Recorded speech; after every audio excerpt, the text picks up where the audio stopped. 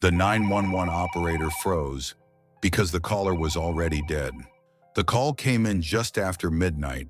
No screaming, no panic, only a man breathing on the other end of the line. The dispatcher asked for his location. There was a long pause. Then the man quietly gave an address. At first it sounded normal, but when she typed it into the system, nothing came up. No house, no apartment, no record of anyone ever living there. She assumed it was a mistake and asked him to repeat it. That's when he said something that made her stomach tighten. "I think I'm already dead," she laughed nervously. People say strange things during emergency calls, but his voice didn't sound confused. It sounded calm, too calm.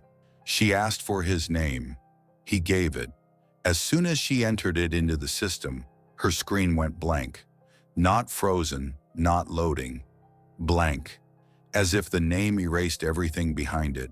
The dispatcher cleared her throat and asked what happened. The man spoke slowly. He said he had been driving home on the same road he'd taken for years.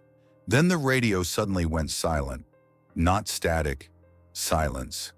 He said the road grew darker than it should have. No streetlights, no moon. Only his headlights floating in blackness. Then he noticed something ahead. Not a person, not an accident. Something standing perfectly still in the road. He said he tried to brake, but the car didn't slow down. "I remember the impact," he said, "but I don't remember pain." The dispatcher checked nearby crash reports. There were none. No accidents, no emergency calls. She asked him where he was now. Another pause. "I'm still in the car," he said, "but I can't move." She told him to honk the horn. He said he tried. Nothing happened. Then he said something stranger. "I can see my house." The dispatcher checked the address again.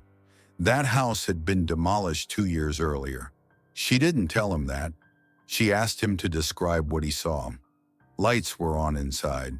A TV was playing. And someone was sitting on the couch. Someone who looked exactly like him. Her hands began to shake.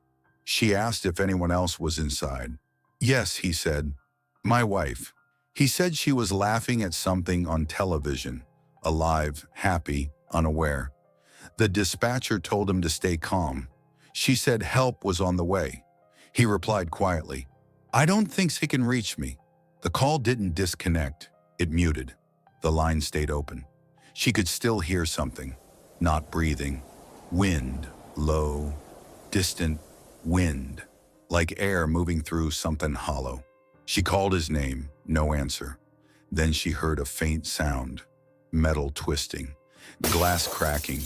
And another voice. Not speaking to her. Speaking to him. "You shouldn't have called." The line went dead. Police were sent to the location anyway. There was nothing there. No car, no body, no sign of an accident, just an empty stretch of road. When they reviewed traffic cameras from that night, they found something unsettling. One frame was missing, not corrupted, deleted. Right at the moment the man said he saw something in the road, the dispatcher quit her job months later. Years after that, she heard something had made her blood run cold. A man with the same name, same age, same address, died in a car accident, on the same road, at the same time. But this time, there was no 911 call. The final report stated death was instant. If the man on the phone was already dead, then who answered the call?